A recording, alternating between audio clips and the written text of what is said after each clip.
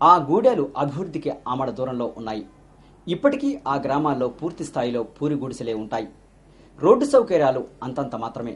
కానీ దాదాపు ప్రతి గుడిసెకు డిష్ టీవీ దర్శనమిస్తుంది. ఖమ్మం జిల్లా ఏజెన్సీ ఏరియాల్లోని గుడిసెలపైన పాగా వేసిన డిటిహెచ్లపైన ప్రత్యేక కథనమిది. వీక్షించండి.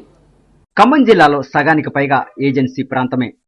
గతంలో ఈ ప్రాంతంలో నివసించే ఆదివాసీలకు బయటి ప్రపంచంతో సంబంధాలు అంతంత మాత్రమే ఉండేవి.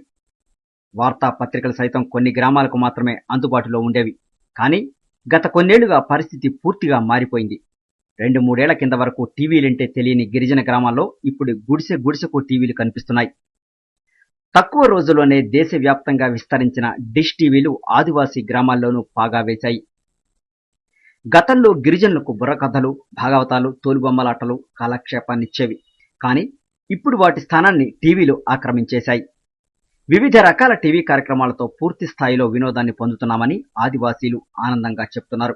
గతంలో ఎక్కడో ఒకరికి టీవీ ఉన్నా కేవలం దూరదర్శన్ ప్రసారాలు మాత్రమే అందుబాటులో ఉండేవి. ప్రపంచంలో ఏం జరుగుతుందో ఇక్కడ వారికి తెలిసేది కాదు. ఇప్పుడు మాత్రం టెలివిజన్లో తాజా వార్తలను తెలుసుకుంటున్నామని అంటున్నారు.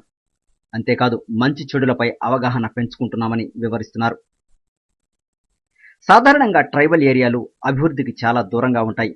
ఖమ్మం జిల్లాలో ఏజెన్సీ ఏరియాలు సైతం అందుకు మినహాయింపు ఏమీ కాదు.